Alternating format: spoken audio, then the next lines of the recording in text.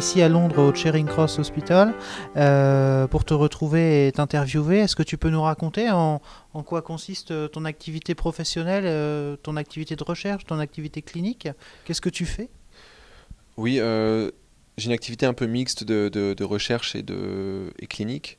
Je fais une thèse de science en machine learning, donc c'est de la programmation appliquée à la réanimation. Plus particulièrement, je travaille sur des outils d'aide à la décision médicale pour le sepsis. Est-ce qu'on peut optimiser la prescription de remplissage et de vasopresseurs en analysant des bases de données de réanimation gigantesques de plusieurs millions de malades, qui représentent plusieurs centaines d'années de données de malades septiques. Donc ça, c'est mon activité de recherche. Mon activité clinique, je suis consultant ici en réanimation dans cet hôpital. Consultant, c'est l'équivalent de PH en France. Et donc je fais principalement de la réanimation générale. On a une orientation de neurochirurgie ici dans l'hôpital. Et, et un peu de bloc à côté, un peu d'anesthésie, parce que l'anesthésie c'est bien. La première partie, son objectif, ça va être de définir le parcours personnel et universitaire qui t'a amené à faire ce que tu fais aujourd'hui. Alors Mathieu, est-ce que tu peux nous décrire ton parcours universitaire, ta faculté d'origine, ton internat, ta thèse, ton mémoire de DES et les études complémentaires que tu as faites pour arriver ici? Ok, ça va être une longue histoire. Le début de le début de mon internat, il a été vraiment standard, hein, jusqu'au cinquième semestre. J'étais vraiment incognito, peut-être. J'ai pas fait de vagues. Et puis j'ai eu l'opportunité de faire un stage de médecine spatiale à l'Agence spatiale européenne. Ça, c'était en 2009. Donc j'ai pris une première dispo et je suis parti à Cologne pour 4 mois.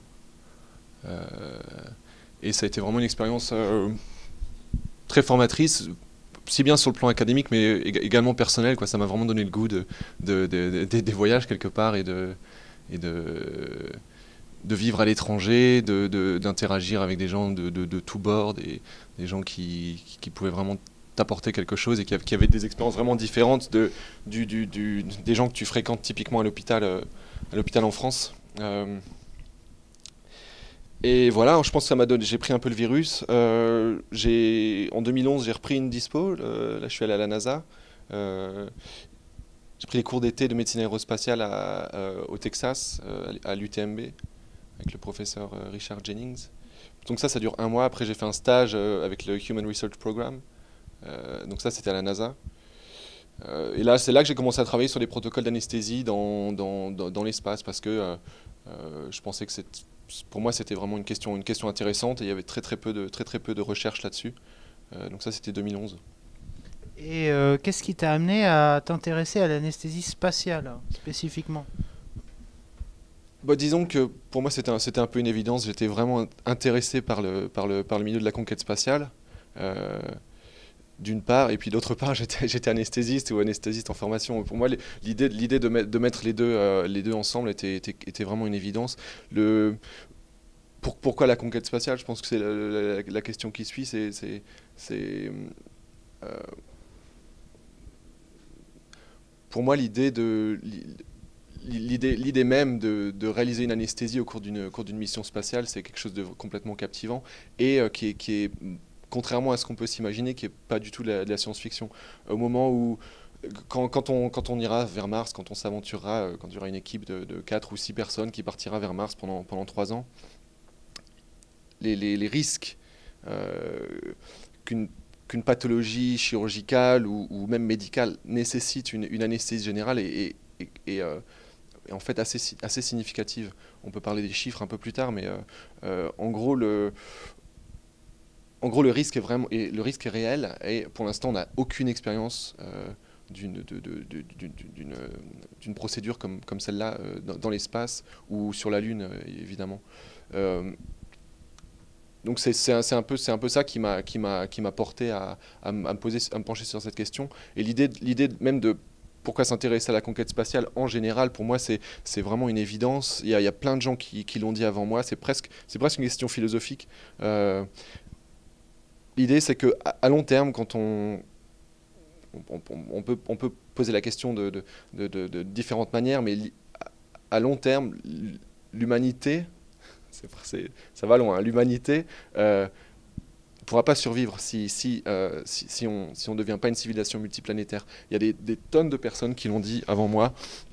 Carl Sagan, Elon Musk, bien sûr, Buzz Aldrin, Robert Heinlein, Isaac Asimov, enfin, vraiment des scientifiques évidemment, il y a des littéraires également ou des philosophes qui ont dit ça, mais sur le plan scientifique, c'est très très rationnel d'essayer de protéger l'humanité en semant des colonies indépendantes. L'idée, c'est qu'à long terme, elles deviennent indépendantes et autosuffisantes pour, en gros, offrir à l'humanité une assurance vie quelque part. Voilà, c'est quasiment philosophique, mais je pense que c'est important de parler de ça parce que il ne s'agit pas de science-fiction, il ne s'agit pas de zèle romantique ou mégalomaniaque, c'est vraiment quelque chose de très rationnel, de complètement scientifique. Une sorte de raisonnement vraiment à long terme, quoi. Oui, on parle pas de... on parle pas des années qui viennent, quoique quand il suffit d'allumer la télé pour être assez inquiet de l'avenir de l'humanité, je dirais. Mais voilà, on parle des décennies, des siècles à venir. Est-ce que tu peux revenir, tu les as déjà un peu évoqués, est-ce que tu peux revenir sur les différentes étapes de ton parcours qui t'ont permis de développer cette qualification en anesthésie spatiale, et notamment les stages, tu en as déjà cité quelques-uns. Oui. J'ai commencé avec un stage vraiment modeste à l'Agence spatiale européenne, donc ça c'est à Cologne en Allemagne, pendant 4 mois, ça c'était 2009.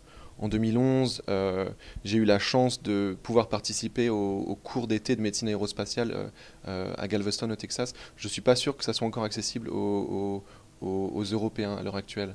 Il me semble que la dernière fois que je me suis renseigné, ils avaient fermé les portes. Et la même chose pour le stage à la NASA que j'avais fait. Il me semble que j'étais le premier, peut-être le dernier français à le faire. Et comment tu es arrivé à rentrer dans ce stage à la NASA, parce qu'on imagine que c'est une institution assez fermée, assez élitiste. Oui, c'était assez facile En fait, il suffit d'avoir les bons contacts. Et au début, j'avais aucun contact. Ça m'a demandé plusieurs mois, plusieurs années de networking, d'essayer de trouver les bonnes personnes à qui parler. Et au début, c'était simplement envoyer des mails. J'ai eu beaucoup de refus, évidemment, et rencontrer des gens dans les conférences. La personne en particulier qui m'a invité à la NASA, c'est le docteur Shamila Watkins. Et je l'ai rencontré dans une conférence de médecine spatiale à Berlin. J'ai vu son badge UTMB, je savais ce que c'était, je lui ai demandé de m'inviter, et puis ça s'est fait comme ça. Donc comme ça, tu es allé en passionné à la fin d'une intervention, te présenter à la personne et puis créer le lien qui t'a amené à faire ces stages par la suite. Oui, c'est ça. Et je pense que malheureusement, c'est peut-être la seule façon à l'heure actuelle de rentrer dans ce milieu-là. Je pense que c'est pas du tout une exception, la médecine spatiale. C'est un milieu qui est quand même assez fermé, où il y a très peu de personnes qui travaillent là-dessus, et surtout pour l'anesthésie. Enfin, disons que la demande n'est quand même pas exceptionnelle de personnes qui ont besoin d'une anesthésie générale dans l'espace à l'heure actuelle. Et donc, pour revenir plus précisément sur une de ces expériences, est-ce que tu peux nous raconter comment t'es arrivé et comment c'était le stage sur la Mars Society Station? L'idée de ces missions, c'est de participer à une simulation de mission martienne pendant 2 semaines. Et dans le cas particulier, j'étais à la Mars Desert Research Station, ça se trouve dans l'Utah, et c'est une espèce de module qui est quand même pas très grand, ça doit faire 10 mètres de diamètre, sur 2 étages. Et pendant 2 semaines, tu es enfermé là-dedans avec 5 autres personnes et chacun a un rôle prédéfini. Moi, j'étais le médecin de bord, évidemment. Il y avait un astronome, 2 ingénieurs, une journaliste et le commandant de la mission. Et donc, chacun vient avec ses propositions de sujets de recherche. Et pendant 2 semaines, on vit comme peut-être un jour certaines personnes vivront sur Mars. Donc on simule l'isolement, il n'y a pas de réseau de téléphone, il n'y a pas Internet. On peut échanger quelques emails, mais on n'a pas Internet en temps réel. On peut communiquer avec une station de contrôle, mais pas en temps réel, c'est uniquement par email. Toutes les sorties doivent être approuvées par le ground control. Et moi, par exemple, le protocole, le sujet de recherche sur lequel j'ai travaillé là-bas, c'était très intéressant. J'étais parti avec un mannequin de simulation, donc un torse d'intubation. Euh, J'avais emmené ça dans mon sac, donc vous pouvez imaginer la réaction des douaniers quand je suis arrivé aux États-Unis, mais ils ont fini par me rendre mon sac. Et l'expérience que j'ai conduite, c'était de simuler une anesthésie générale qui aurait lieu sur Mars et malheureusement pour laquelle le médecin serait le patient. Donc les autres membres d'équipage qui n'étaient pas médecins, qui n'avaient aucune formation médicale, ont dû suivre une présentation vraiment simplifiée sur comment réaliser une anesthésie générale la plus simple possible. Donc ça voulait dire faire l'induction et l'intubation, donc une intubation trachéale avec un simple AirTrack. Et la conclusion que j'avais eue, d'ailleurs que j'ai réussi à publier, c'était qu'il n'y avait pas de complications. Pas de complications à l'anesthésie générale. Les 5 membres d'équipage ont été capables de faire l'induction plus ou moins dans les règles de l'art et il n'y avait pas d'échec d'intubation. Et de façon intéressante, les paramètres hémodynamiques étaient simulés avec un logiciel. Voilà, j'ai utilisé le logiciel HPS pour répliquer. J'ai utilisé le logiciel HPS pour répliquer les paramètres hémodynamiques qu'on observe couramment chez un astronaute. Et donc, plus ou moins, ça nous a permis de tester la tolérance hémodynamique chez un sujet exposé à l'apesanteur. Et là également, avec un protocole d'anesthésie approprié, il n'y avait pas de collapsus cardiovasculaire notamment, puisque c'est un risque majeur. Et donc quand on regarde l'article que tu as publié à partir de l'étude que tu as pu faire sur cette station, on voit, on a même découvert un PowerPoint qui décrivait de manière très spécifique les étapes de prise en charge du patient, de l'induction au contrôle des voies aériennes. Tu peux nous en parler un petit peu de ce que tu avais mis en place, comment tu l'as pensé en fait Comment tu as pensé ça? Oui. L'idée, c'est vraiment de garder que l'essentiel. Comment est-ce qu'on peut faire conduire une anesthésie générale à quelqu'un qui n'est pas médecin de la manière la plus sûre possible. Donc je me suis inspiré de protocoles d'anesthésie qui sont décrits par l'OMS, par le Médecins sans frontières, par la Croix-Rouge, des protocoles vraiment simplifiés qui peuvent être utilisés par des non-médecins. Dans le tiers-monde, la plupart des anesthésies, que ce soit générale ou rachianesthésie, sont réalisées par des infirmiers ou même des gens qui n'ont aucune formation médicale et qui sont formés sur le tas. Donc c'est vraiment quelque chose de très commun. Il y a pas mal de littérature sur la question. Donc ça c'était la base de départ, et puis ensuite j'ai adapté ça évidemment au milieu du spatial. Et en gros sur une dizaine de diapos, c'était possible de décrire une anesthésie générale de A à Z. Ça fait rire les chirurgiens quand je présente ça. Mais quand on y réfléchit, je pense que c'est valable de simplifier une anesthésie générale, quelque chose qui serait réalisable même par des non-médecins sur un malade ASA1. Je pense que c'est pas complètement irrationnel d'avancer cette hypothèse. Et on y reviendra aussi tout à l'heure en développant ça, mais quels sont justement les les simplifications que tu as pu apporter? Est-ce qu'il y a des drogues que tu préfères utiliser? Est-ce qu'il y a des façons d'intuber? Je vois que tu parlais de certains dispositifs d'intubation difficiles pour Mm. intuber. Tu peux un peu nous en dire plus là-dessus? Oui,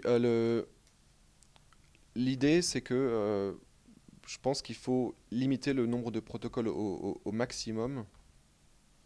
Si on part de l'hypothèse que l'anesthésie sera conduite par des non-anesthésistes, que le malade est déconditionné après des mois d'exposition à l'apesanteur, que les équipements vont être vraiment limités, que ce soit en termes même de consommables. Euh, donc l'idée c'est de simplifier au maximum le nombre de protocoles et leur nature même. Donc ce que j'ai proposé, c'est que avec deux protocoles d'anesthésie générale, d'ailleurs, avec deux protocoles d'anesthésie, c'était possible de réaliser la plupart des interventions chirurgicales. Donc il y a un protocole d'anesthésie avec intubation et un protocole en gros, sédation ou d'anesthésie pour une procédure douloureuse. Euh, les- le protocole d'anesthésie avec intubation, évidemment, il suit toutes les règles de sécurité qu'on connaît bien, la préoxygénation, la préparation du matériel, les checklists avant de commencer. L'induction, elle est simplifiée au maximum, c'est une induction à séquence rapide qui se base sur la kétamine et le rocuronium uniquement, et l'atropine. Euh, Et pourquoi pas la cellocurine? Voilà, la cellocurine, a priori, est contre-indiquée après exposition à l'apesanteur. Il n'y a pas de données expérimentales sur humains, mais l'idée, c'est que les changements dans la jonction neuromusculaire induite par l'apesanteur contre-indiquent la cellocurine.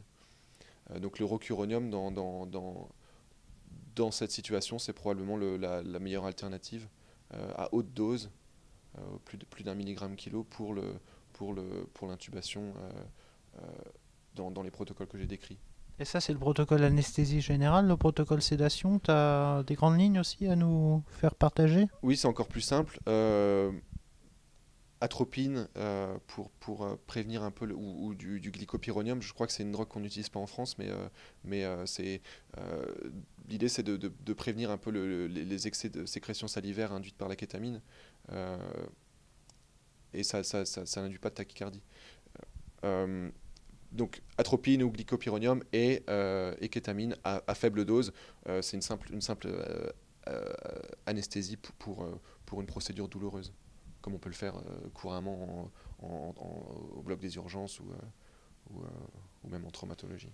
Est-ce qu'on pourrait aller jusqu'à avoir besoin de sélectionner les astronautes en fonction de leur mal-empathie? C'est une bonne question. Ouais. Je pense que la plupart des astronautes actuellement, je doute qu'ils aient la moindre difficulté d'intubation de par leur composition, physique. Il y a une autre particularité qu'on peut discuter, c'est est-ce qu'il faut sélectionner les astronautes en fonction de leur groupe sanguin? Si pour l'instant on n'a pas de dérivé sanguin qui permettrait de remplacer du sang au cours d'une mission de 3 ans. Donc est-ce qu'il faut sélectionner les astronautes pour pouvoir réaliser des transfusions homologues entre eux? Euh, c'est une question intéressante. J'ai pas la réponse, mais Alors, est-ce que tu peux nous parler des rencontres décisives que tu as faites et qui ont consolidé ton envie de développer la spécificité de l'anesthésie-réanimation en milieu spatial? oui. Je pense qu'il principalement il y en a eu deux. La première, c'était le professeur John Clark qui est du Baylor College of Medicine, c'est à Houston. Euh, je l'ai rencontré pendant les cours de médecine aérospatiale de l'UTMB et je suis allé vers lui. Donc lui, il est neurologue à l'origine. Il a vraiment une expérience énorme de médecine spatiale. Il a été flight surgeon pour un grand nombre de missions. Et il a une histoire aussi un peu dramatique puisque sa femme, Lorraine, était astronaute et elle était dans Columbia en 2006 quand la navette a explosé au moment de sa réentrée dans l'atmosphère. Euh, mais en dépit de ça, euh, c'est quelqu'un de vraiment exceptionnel. Quand j'ai commencé à lui parler de mon idée de travailler sur les protocoles d'anesthésie, il m'a soutenu immédiatement et il m'a envoyé peut-être une vingtaine de papiers, dont plusieurs papiers qui étaient non publiés, des groupes de recherche de la NASA sur l'anesthésie, etc. Donc, finalement, on a publié ensemble en 2013 sur mon premier papier sur la question, mais il avait vraiment été vraiment encourageant. Et peut-être la deuxième personne, c'est Paul Barrage, qui est prof d'anesthésie à Yale. Et c'est un peu le même type de personnalité. Il m'a contacté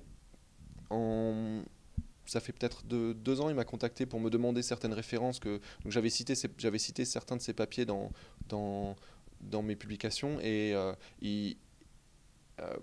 pour une raison X ou Y, il avait perdu les papiers, il était incapable de les retrouver, donc il m'a contacté, je lui ai envoyé ses propres papiers, et puis on a commencé à discuter de ça. C'était une question qui l'intéressait beaucoup, il avait bossé avec la NASA, oui, pareil, il a été vraiment, vraiment encourageant. Il m'a invité en février, quand j'étais aux États-Unis pendant l'hiver, il m'a invité en février pour faire une présentation à la fac de médecine de Yale sur ça. J'ai publié pour ces journaux, etc. Mais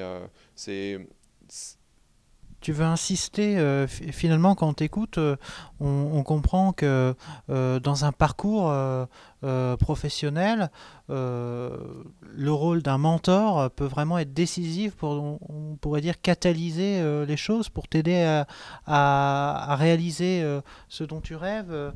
À aller plus loin dans un domaine spécifique. Ton cas, c'est l'anesthésie spatiale. Tu penses en gros que on gagne à faire des rencontres dans sa vie professionnelle, et c'est ça qui nous rend meilleurs, tu veux dire? oui, oui, exactement. C'est certaines rencontres. Je pense qu'il faut pousser à la rencontre. Parfois, il faut savoir insister et surtout être résilient. C'est un mot ça, en français, résilient? Ouais. Ok. Ouais, donc ouais, tu as raison. C'est vrai que je pense que les rencontres sont très importantes dans une progression de carrière. Parfois, il faut savoir les provoquer, savoir pousser les portes ou insister, et surtout faire preuve de résilience, savoir demander à d'autres personnes, savoir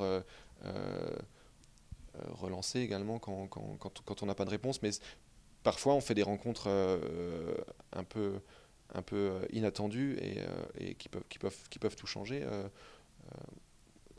Voilà, donc ça, je pense que c'est 2 exemples dont je voulais parler. Après ces questions d'ordre général, on va se pencher maintenant plus spécifiquement sur la médecine spatiale en soi.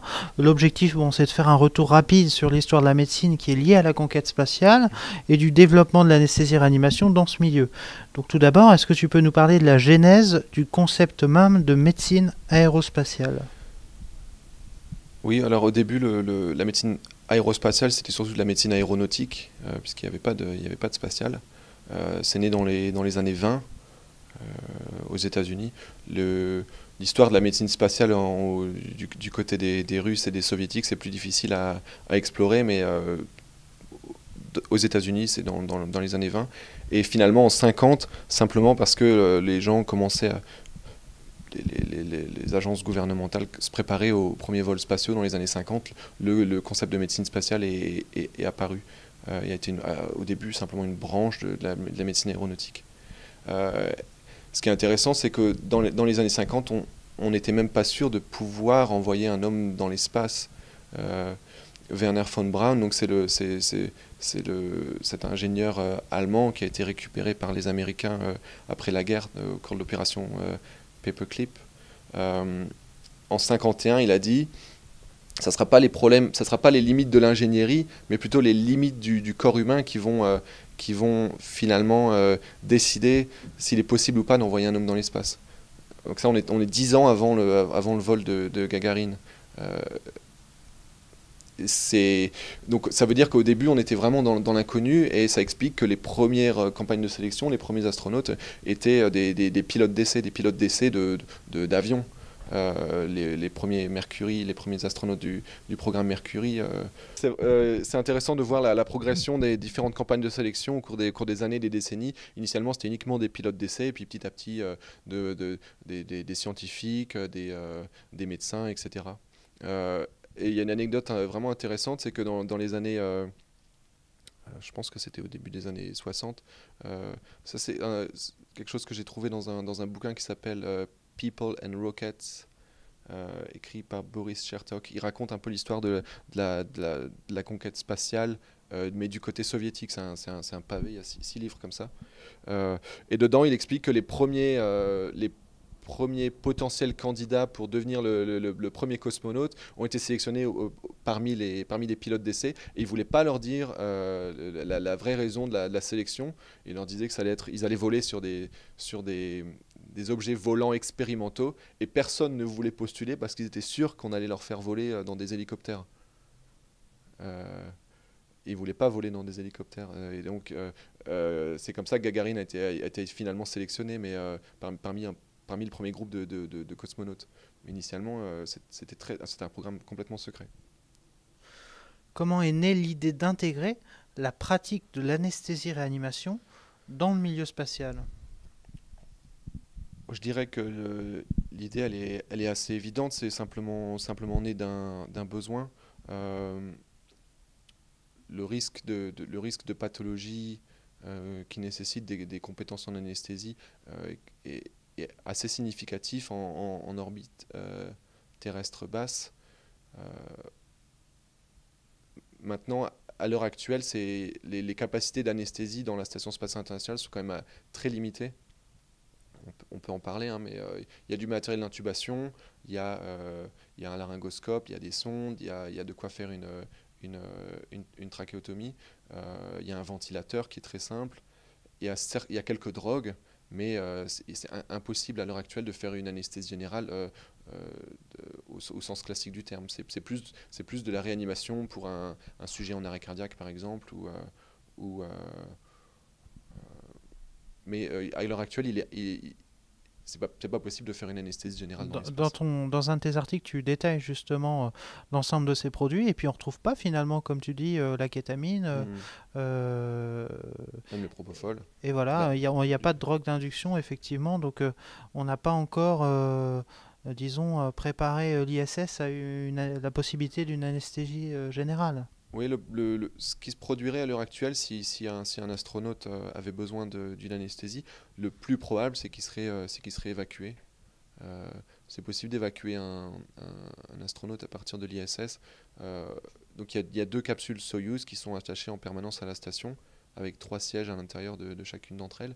Et donc si quelqu'un venait à être malade au point d'avoir besoin d'une chirurgie, par exemple, une appendicite, une péritonite, il aurait besoin d'être évacué dans un Soyuz avec 2 autres personnes. Évidemment, on ne peut pas laisser 5 personnes à bord et avoir que 3 sièges dans le second canot de sauvetage. Donc il faudrait évacuer 3 astronautes à la fois. Et le délai entre la décision d'évacuer et le moment où le malade atteint un hôpital, probablement à Moscou, en Allemagne, c'est entre 12 et 24 heures. L'autre difficulté, c'est que, vous l'avez sûrement vu, les astronautes doivent porter une combinaison pressurisée pour la réentrée. Et donc on ne peut pas imaginer de mettre quelqu'un intubé dans une combinaison pressurisée, plus le ventilateur, plus les bidons d'oxygène. Donc ça serait vraiment, vraiment critique de devoir évacuer quelqu'un d'intubé à l'heure actuelle dans un Soyuz. C'est quasiment impossible. Et le Soyuz, il met combien de temps à rejoindre la Terre? Ça se compte en plusieurs dizaines de minutes ou en heures? Oui, ça se compte en heures. Il faut plusieurs heures à partir du moment où le Soyuz quitte la station, et le moment où donc ils commencent par freiner, et puis ensuite ils sont happés par la gravité terrestre et l'atmosphère. mais le profil de réentrée, dans certains cas, il peut être balistique, et dans ce cas-là, ils sont exposés à 9 voire 10 G. Donc un malade en état critique intubé, soumis à 9 fois la gravité terrestre, je vous laisse imaginer le résultat. Tu disais qu'elle était significative, mais quelle est plus précisément la probabilité d'avoir recours à une anesthésie au cours d'un vol? Alors, un vol, on va commencer par en orbite basse, et puis ensuite, on va aussi parler de la probabilité d'avoir une anesthésie lors d'une mission d'exploration habitée vers Mars. Oui, alors les chiffres dont on dispose, évidemment, sont simplement des projections, des estimations. Il y a plusieurs personnes qui ont proposé des chiffres.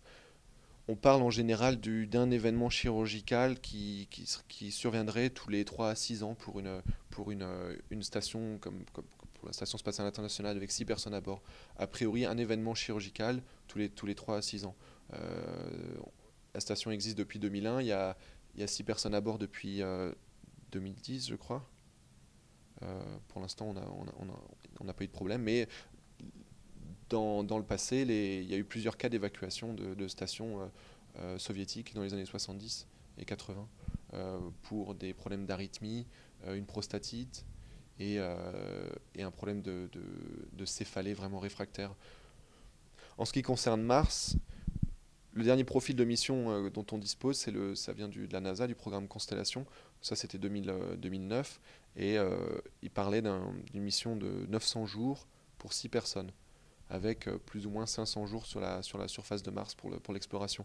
Et au cours d'une mission comme ça, les estimations nous disent qu'a priori, il y aurait au moins un événement chirurgical grave ou une pathologie sévère qui nécessiterait des mesures d'anesthésie.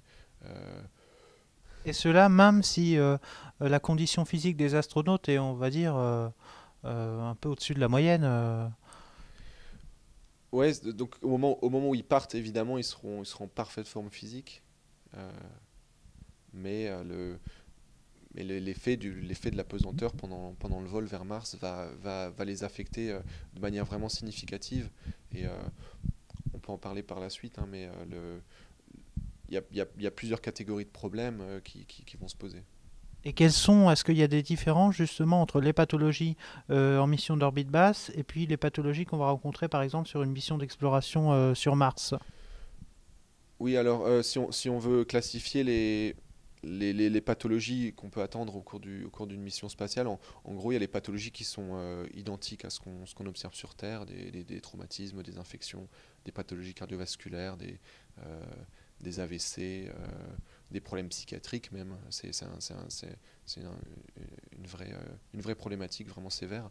Le reste sont des pathologies qui sont vraiment spécifico-spatiales. Et là, on va retrouver des choses comme l'exposition aux radiations ionisantes, euh, le déconditionnement cardiovasculaire qui est quand même assez spécifique. Tu peux nous expliquer ce que c'est en Ouais, quelques mots? bien sûr. L'idée, c'est qu'au moment où on passe en apesanteur, ça va bouleverser complètement l'équilibre des compartiments hydriques humains et aussi le stress sur le système cardiovasculaire. Et donc après quelques jours ou quelques semaines en apesanteur, ce qu'on observe, c'est une hypovolémie, 10-15% de perte du volume sanguin, une diminution de la taille du ventricule gauche, et donc une diminution du volume d'éjection systolique également, et une perte du baroréflexe et des résistances vasculaires systémiques.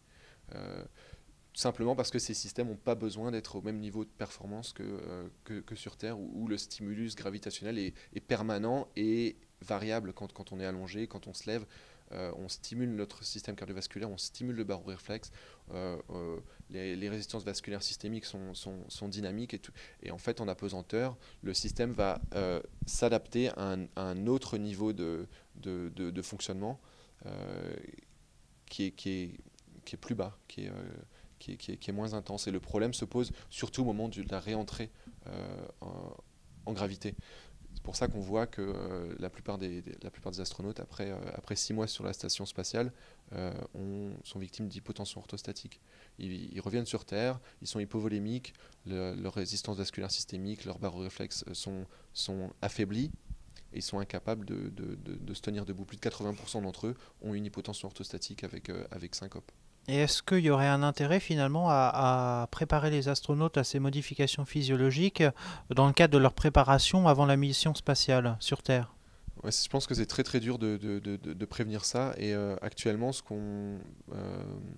les mesures qui sont mises en place, c'est l'entraînement physique quotidien, à peu près une heure par jour de sport, que ce soit sur tapis roulant ou des exercices résistifs de squat, etc., pour stimuler également le système osseux et le système musculaire. On n'en a pas parlé, mais c'est un autre problème. Euh, donc exercice physique quotidien et euh, ils utilisent diverses mesures juste avant la réentrée. Euh, Ils absorbent des boissons salées. Je pense que c'est 1 litre. Je sais pas, l'efficacité de ça, c'est probablement très limité. Et aussi, ils se soumettent à des sessions dans le LBNP russe, c'est Lower Body Negative Pressure Suit. C'est une espèce de pantalon rigide avec une pression négative à l'intérieur qui va en gros aspirer une partie de leur volume sanguin vers les jambes. Et donc, ils réalisent plusieurs sessions avant de revenir sur Terre. Et malgré tout ça, on n'a pas réussi pour l'instant à prévenir l'intolérance orthostatique après le retour à la gravité. Une possibilité, ça serait de développer la gravité artificielle dans l'espace. Euh,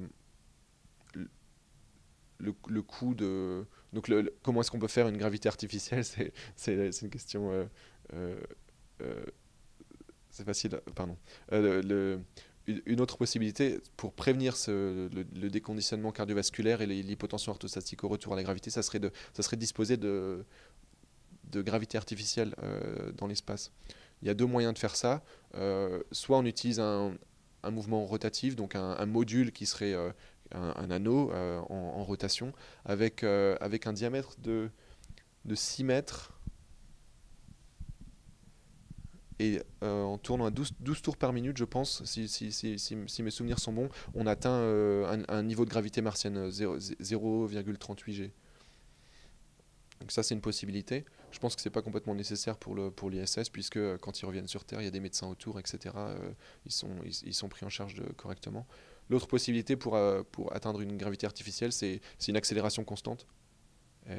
Donc vous accélérez jusqu'à mi-chemin vers Mars, vous retournez le vaisseau, et ensuite vous freinez de manière constante. Et en gros, mais le problème c'est que ça consomme énormément d'énergie. Donc c'est probablement pas réaliste pour Mars non plus. Et on parlait de la probabilité d'avoir recours à l'anesthésie au cours d'un vol. Tu le précises dans tes travaux, mais est-ce que tu peux nous redire un petit peu comment tu calcules cette probabilité? Quand on te lit, on voit qu'il y a des indices de gravité, qu'il y a eu certaines unités de mesure. Tu peux nous préciser cela? Oui, les chiffres évidemment sont des estimations, c'est probablement très grossier et probablement faux. Mais l'idée c'est d'utiliser des populations analogues, que ça soit analogue par leur exposition à l'environnement, donc des stations polaires en Antarctique, des équipages de sous-marins, des équipages de porte-avions, euh, etc. Ou alors analogues par leurs caractéristiques physiques, donc des populations qui ont le même âge, les mêmes facteurs de risque que les astronautes. Et en gros, on peut essayer d'extrapoler le risque de pathologie médicale grave à partir de ces populations. Alors maintenant, on va aborder des questions pratiques. Le but, c'est de faire découvrir à nos auditeurs les contraintes techniques et physiologiques qui sont liées à la pratique de l'anesthésie en milieu spatial. Alors tout d'abord, quel type de pathologies nécessitant une anesthésie seront rencontrées le plus fréquemment? Quelles sont les plus graves, par exemple? On en a déjà un petit peu parlé. Je pense que c'est intéressant de classifier les pathologies en euh, pathologies de type terrestre ou pathologies vraiment spécifiques au spatial. Et donc les pathologies les plus fréquentes probablement qu'on va rencontrer, c'est des traumatismes potentiellement sévères avec des fractures. Et surtout au cours de la phase d'exploration martienne, puisque la NASA parle de plus de 500 sorties extravéhiculaires sur Mars pendant les 500 jours. Ça, c'était les projections du programme Constellation.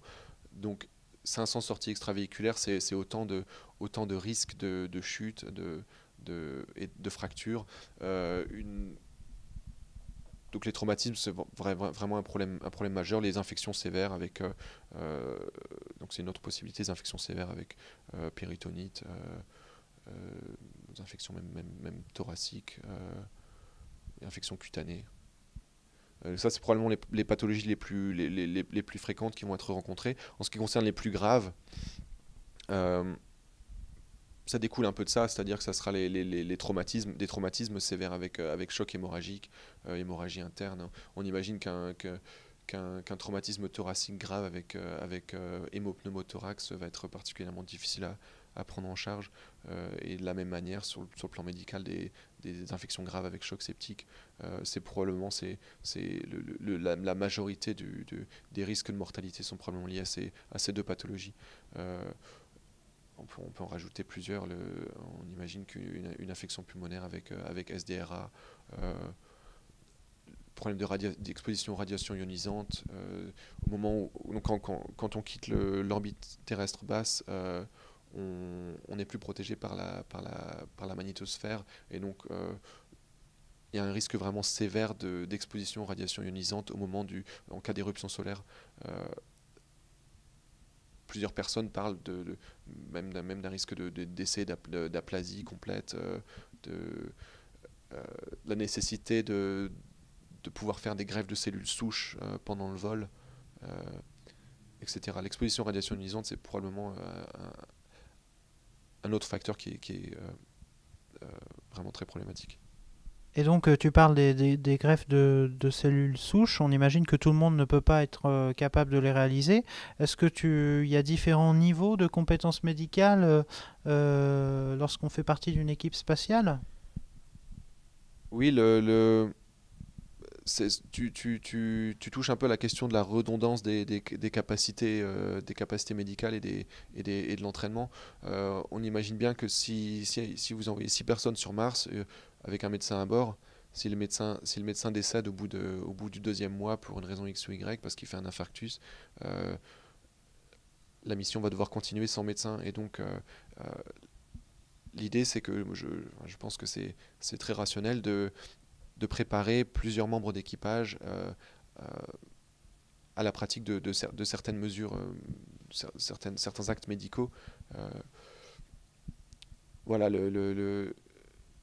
le détail exact, évidemment, il est inconnu, mais la redondance des capacités médicales va vraiment être un facteur important, je pense, pour la sécurité et même le succès de la mission.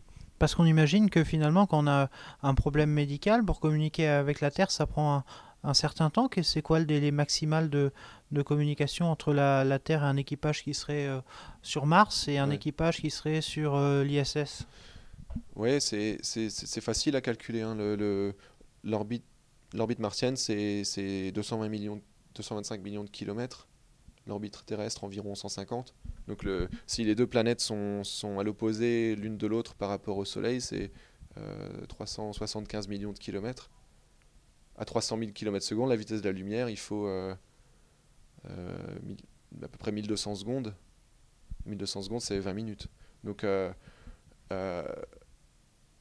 un délai de 20 minutes, ça veut dire que c'est complètement impossible d'imaginer des télécommunications en temps réel comme on les réalise actuellement avec l'ISS.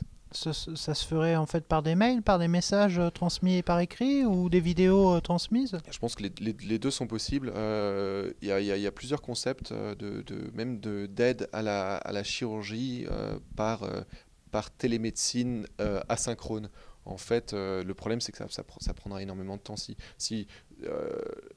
Si vous avez un problème chirurgical sur Mars, que vous envoyez une courte vidéo ou une photo d'une pathologie ou des images de radiologie, par exemple, sur Terre pour avoir un second avis, le temps que les experts donnent leur opinion, enregistrent la réponse, l'envoient, il se passe au minimum 1 heure dans le cas le plus défavorable. Mais oui, je pense que ça sera basé sur des informations textuelles et visuelles. Et donc tu le disais tout à l'heure, mais est-ce que tu peux nous rappeler combien dure une mission d'exploration classique vers Mars, comprenant le trajet aller, le temps sur place et puis du coup le temps du retour? Oui, donc le le dernier programme officiel de la NASA, c'était Constellation. Il a été abandonné en 2010, mais ce qu'ils avaient projeté, c'était une mission de 900 jours pour 6 personnes, avec 500 jours sur la surface martienne. Donc à peu près 200 jours de trajet. Il y a eu quelques mises à jour depuis. Ils parlent d'envoyer que 4 personnes, ça c'était l'année dernière, pour plus de 1000 jours. Donc là, on arrive dans les 3 ans.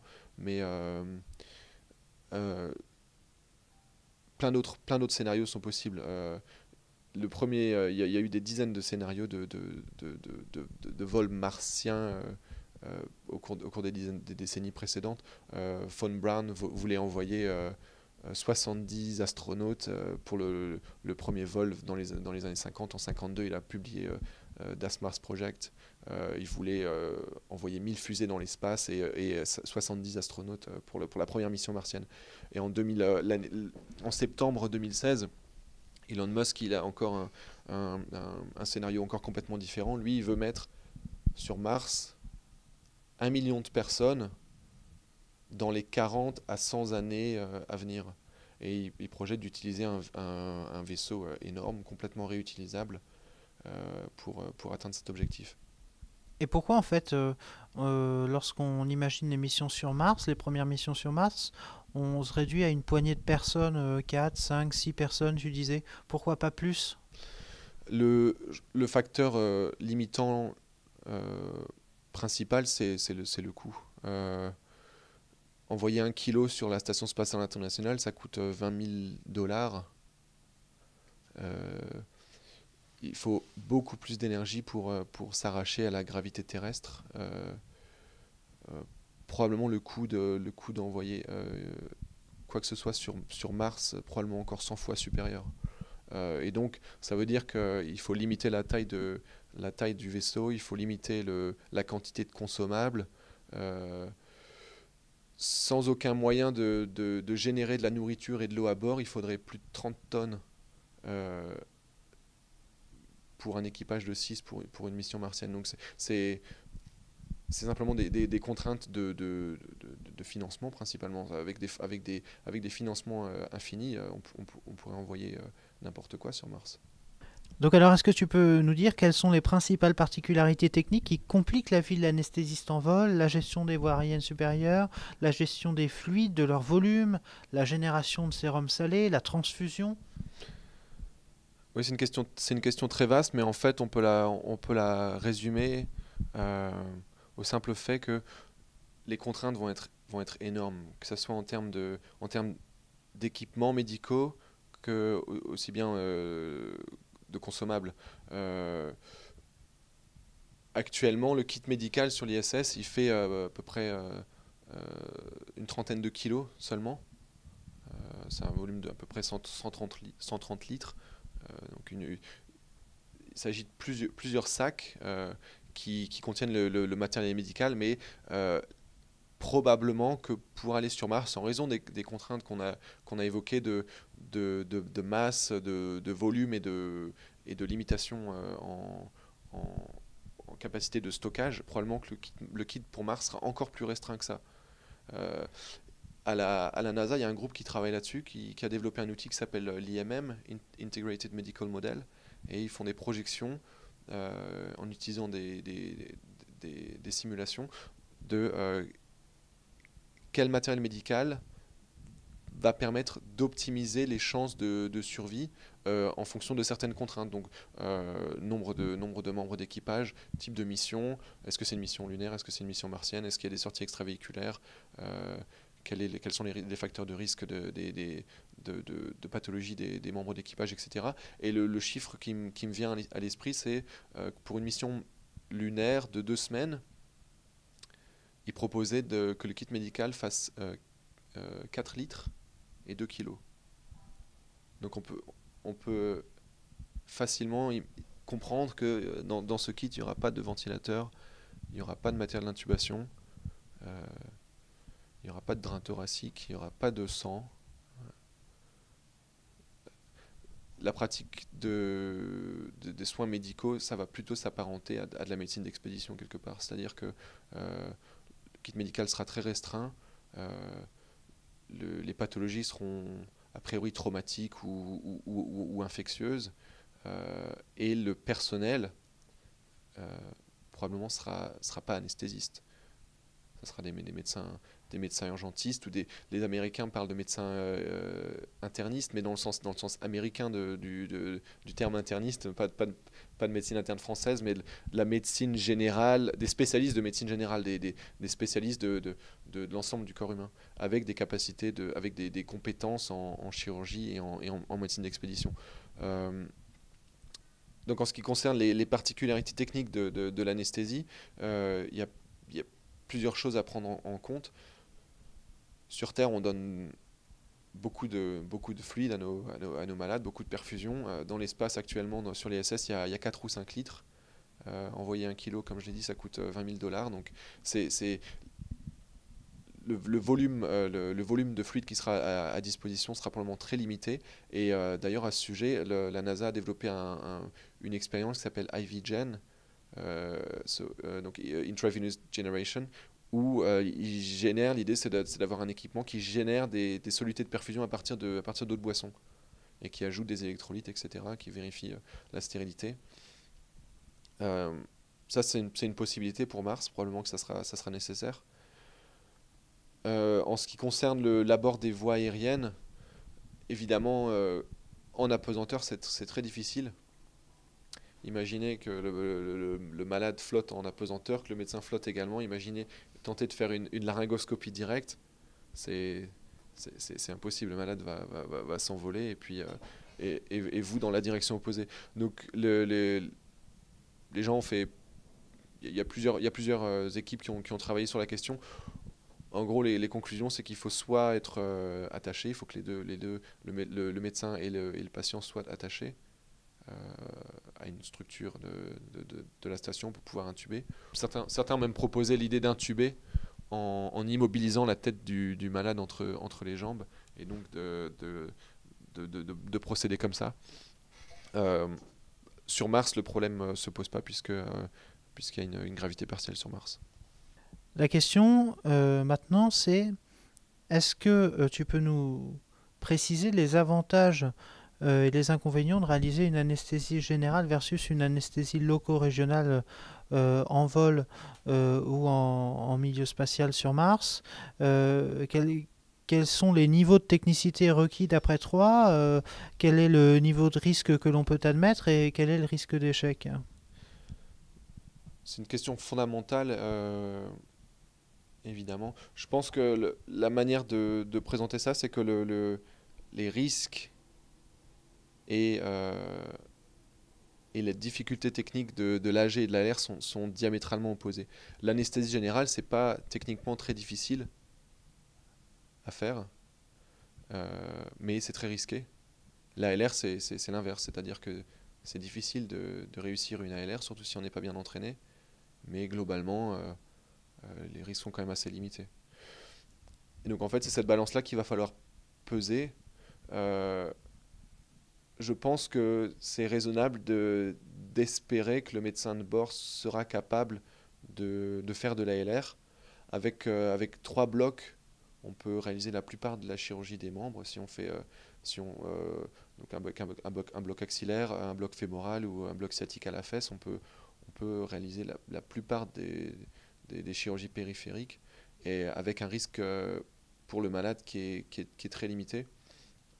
Le problème, évidemment, c'est de pouvoir être entraîné et compétent à ces techniques. Voilà. En ce qui concerne l'AG,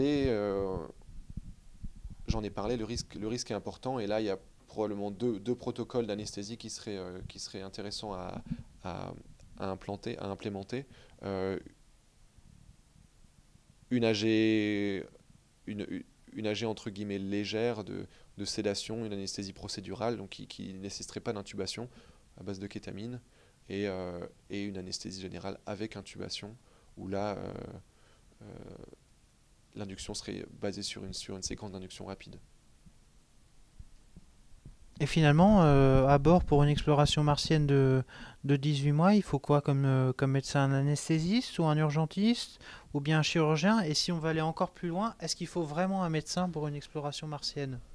Ouais, c'est une question intéressante, presque un peu provocante, puisque certains ont dit que c'était pas nécessaire d'avoir un médecin à bord, que s'il y avait un géologue, un ingénieur, un pilote, il aurait des compétences plus précieuses. Et leur argument, c'est que si quelqu'un est atteint d'une pathologie bénigne, il peut être soigné par n'importe qui, il n'a pas besoin d'être médecin. Et si la pathologie est grave et extrêmement grave, même un médecin ne pourra pas faire grand-chose et malheureusement, le, le- le membre d'équipage décédera quoi qu'il advienne. Donc, voilà, donc certains ont dit que c'était pas nécessaire d'avoir un médecin à bord. Un sondage fait auprès des astronautes américains en 2008 euh, va contre cette idée. Les astronautes pensent qu'il faut un médecin à bord. Euh, euh, En ce qui concerne les compétences du médecin, probablement il ne sera pas anesthésiste, puisque l'anesthésie, c'est pas la compétence la plus importante pour une mission martienne. Euh, a priori, il y a des chances que sa formation soit plutôt de type médecine d'urgence ou même un interniste dans le sens américain de médecine interne, c'est-à-dire un spécialiste en médecine générale avec des compétences additionnelles en chirurgie et en médecine d'expédition. Là, on va aborder les travaux actuels sur la médecine spatiale. L'objectif, c'est de faire un point sur l'avancée de la science dans ce domaine. Alors tout d'abord, quels bénéfices peut-on tirer de tes travaux pour les patients au sol? Oui, donc si je vais être complètement honnête, je pense que pour la plupart des malades en pays industrialisés qui sont pris en charge par des médecins bien formés, dans des endroits où il n'y a pas de problème d'approvisionnement en matériels médicaux, l'intérêt est probablement assez limité. Euh, mais par contre, c'est potentiellement très utile dans les milieux qui partagent certaines des contraintes du milieu spatial. Donc, on peut parler des endroits où il y a un manque d'expertise ou un manque d'équipement. Et évidemment, la médecine humanitaire ou la médecine dans le tiers-monde, ça nous vient à l'esprit de façon assez logique, mais également la médecine militaire euh, et, euh, et la médecine d'expédition. Dans le tiers-monde et, et la médecine d'expédition, le, on, on n'en est peut-être pas bien conscient, mais dans la plupart des pays du tiers-monde, les actes anesthésiques sont pas réalisés par des médecins, mais par des infirmiers, voire même des personnes qui n'ont aucune formation médicale, qui ont appris sur le tas. Et c'est pour ça qu'on voit des taux de mortalité qui sont complètement effrayants, jusqu'à 1000 fois supérieurs à ce que nous, on est capable de faire dans certains pays d'Afrique. La mortalité euh, liée à l'anesthésie, c'est 1 sur 200. Euh, et donc on peut imaginer l'intérêt de protocoles comme ce que j'ai proposé sur l'amélioration de la sécurité périanesthésique dans des milieux où les malades peuvent être instables, hypovolémiques, pris en charge avec un matériel vraiment minimal par des gens qui ne sont pas bien formés. Quels sont les prochains travaux que tu as envie de mener sur l'anesthésie réelle au milieu spatial? Un travail sur lequel un travail sur lequel je veux me pencher, que j'ai pas encore abordé, c'est de faire une étude en vol parabolique. Euh, En France, il y a plusieurs options par le biais du CNES ou de la société Novespace. Euh, Plus particulièrement, ce qui m'intéresse, c'est toujours un peu dans le même axe de recherche, de faire à des non-médecins des procédures médicales. Donc ça veut dire, par exemple, l'intubation. Il y a eu beaucoup de travail déjà sur l'intubation en apesanteur, mais c'était uniquement par des anesthésistes bien formés. Donc l'intubation, quel est le meilleur équipement, quels sont les taux de succès d'intubation en apesanteur par des non-experts. Euh, et on peut imaginer tout type de procédure médicale en fait, hein, la pose de voie veineuse périphérique, et on peut même s'écarter un peu de l'anesthésie, mais les drains thoraciques, même de la chirurgie, c'est le, le, le développement d'équipements même, c'est une question qui est hyper intéressante. Quelles adaptations il faut faire au matériel médical et chirurgical pour pouvoir travailler en apesanteur. Certains ont proposé des espèces de hottes stériles, transparentes, pour faire la chirurgie sans que le sang contamine l'ensemble de la cabine, avec des dispositifs aimantés sur les côtés pour pouvoir maintenir les instruments, etc. Dans tes articles, tu fais souvent le lien avec la pratique de la simulation, notamment de la simulation haute fidélité. Quels sont les grands axes de ton utilisation de la simulation en médecine? Oui, j'ai fait plusieurs travaux sur la simulation. On a commencé dans un centre conventionnel au CHR de Lille. Euh, L'idée, c'est que, et je pense que c'est vraiment un outil intéressant parce qu'on peut répliquer pas mal des contraintes euh, qui seront présentes au cours d'une mission spatiale. Euh, on peut faire des choses par des non-médecins, on peut répliquer certaines des altérations physiologiques. Maintenant, les logiciels de simulation sont vraiment très avancés sur le plan de la modélisation physiologique et hémodynamique. Donc, on peut anticiper la réponse à une perte sanguine, à une intubation, à de la ventilation mécanique, à l'induction de l'anesthésie, je pense de manière assez précise. Donc c'est vraiment un outil que j'aime beaucoup, et d'autant plus que l'accès au spatial lui-même, ça serait l'idéal de pouvoir faire des expériences dans l'espace en orbite terrestre basse, mais pour l'instant c'est impossible. On peut pas imaginer par exemple de conduire une anesthésie générale sur un astronaute sain juste pour voir. Ça serait pas acceptable.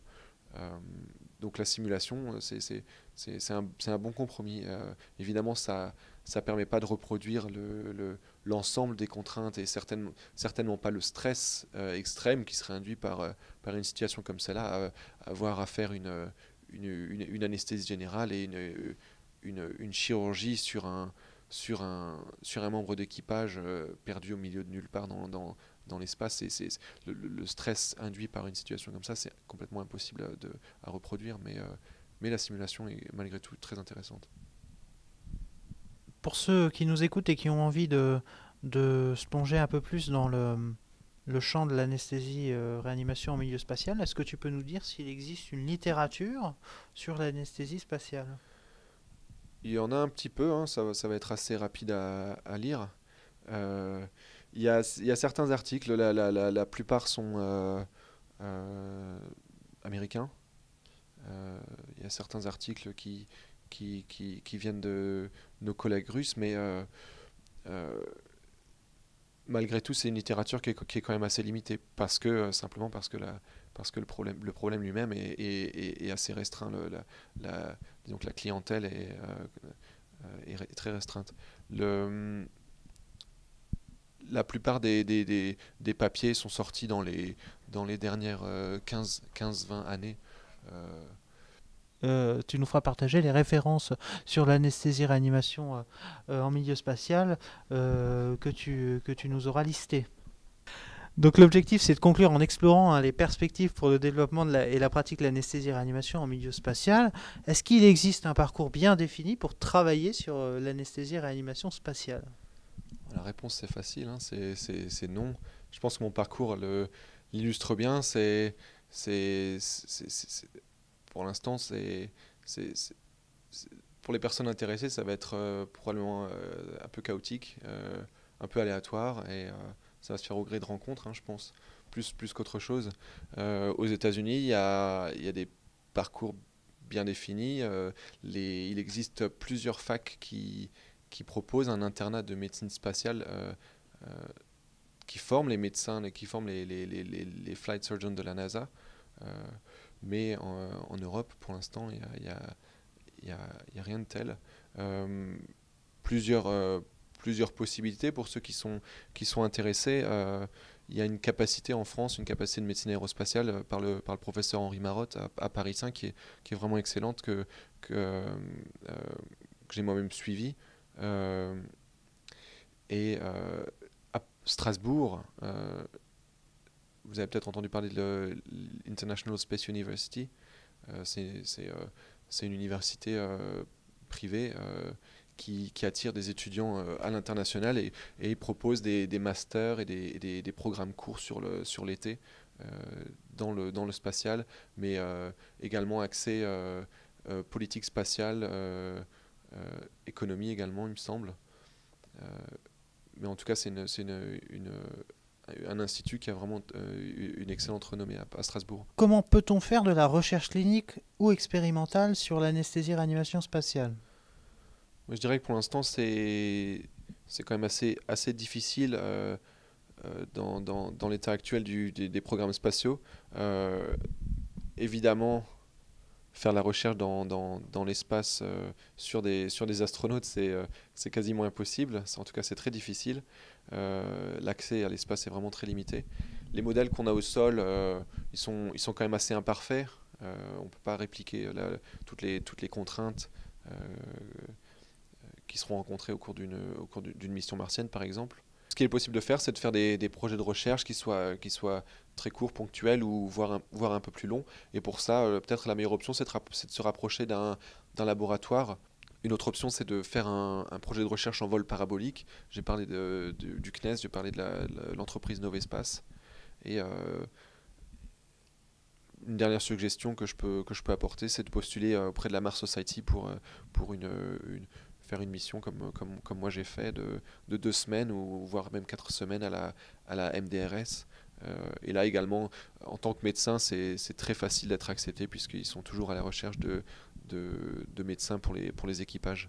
Vous pouvez soit joindre un équipage existant ou si vous êtes assez nombreux, c'est possible de monter son propre équipage et de partir pendant 2 semaines dans l'Utah. Est-ce que tu as une idée du coût que ça représente un petit peu d'aller faire un stage dans l'Utah?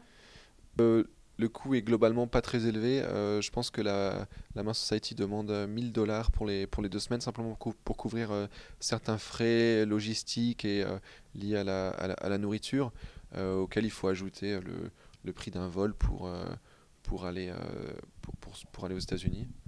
Mais je pense que c'est tout. Donc financièrement, c'est abordable et vraiment, c'est une expérience que je recommande. Mathieu, on arrive à la fin de cette interview. Est-ce que tu as un message final à nous transmettre? Oui, je pense que mon message est clair, hein. Si on m'écoute, ça peut être un peu, on peut avoir un peu l'impression que je suis pessimiste sur les perspectives actuelles de faire une carrière en médecine spatiale ou en anesthésie spatiale plus particulièrement. Mais l'idée, c'est que je pense que ça peut changer de manière assez dramatique. Certains prédisent que dans les années ou dans les décennies à venir, un tourisme spatial va se mettre en place et ça pourrait certainement changer de manière exponentielle le nombre de personnes qui vont avoir accès à l'espace. Ça veut aussi dire que des personnes moins physiquement exceptionnelles vont voler, des gens avec des antécédents médicaux. Certains prédisent que dans les années ou dans les décennies à venir, un tourisme spatial va se mettre en place, potentiellement un tourisme de masse même, hein, à partir du moment où les prix vont chuter. Et ça, clairement, ça va faire exploser la demande en médecins avec une expertise dans ce milieu-là. Ça va faire exploser le nombre de potentiels problèmes médicaux. Et d'ailleurs, à ce sujet, Virgin Galactic a commencé à travailler là-dessus. Ils ont mis sur centrifugeuse plus de 300 de leurs clients, des gens qui ont payé pour voler pour faire des vols suborbitaux avec Virgin. Donc sur centrifugeuse, ils ont simulé le profil gravitationnel du vol sur des gens qui ne sont pas astronautes, des gens jusqu'à 80 ans. Ils les ont exposés à des gravités de 5 à 6 G.